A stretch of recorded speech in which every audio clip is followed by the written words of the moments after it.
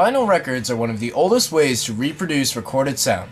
Since Edison's invention of the original phonograph in 1877, which recorded and played sounds by etching grooves in tinfoil or wax, and Emil Berliner's invention of the gramophone, which played flat plastic discs, the medium has remarkably gone through few changes over the course of more than 100 years.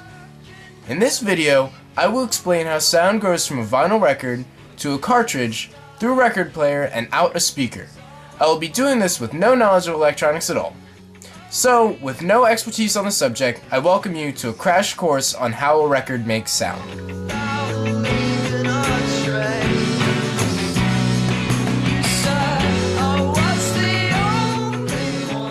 Upon close inspection, it can be noticed that a vinyl record is covered in super duper little grooves. These grooves are a physical imprint of the sound which they contain and must produce. If viewed microscopically, you would notice that they change shape a lot. This is because they both change height for volume and shape for the sound they contain. These shapes represent the shape of their sound. For example, a soft hill shape, or a sine wave, goes like,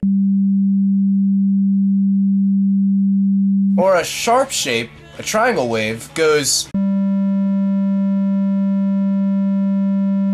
The grooves are combinations of many different waves which create the very complex noises of music and voices.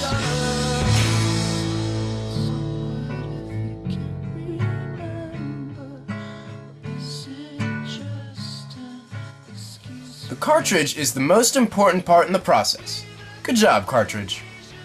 In its most archaic and basic form, a cartridge is three parts: a needle, a magnet, and a coil. The needle is what makes contact with the record. The needle is connected to a magnet. The magnet goes through a coil. When the needle moves across the grooves of the record, it moves up and down, in turn moving the magnet. According to a science, allegedly, when a magnetic field moves through a coil, it creates a current.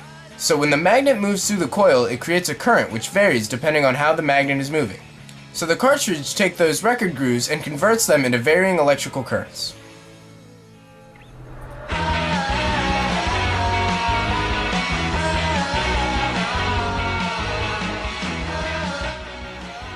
When these electrical currents go through the stylus arm and into the record player, they are processed through more electrical whatnots and dealies and amplified so the waves are readable by the speaker.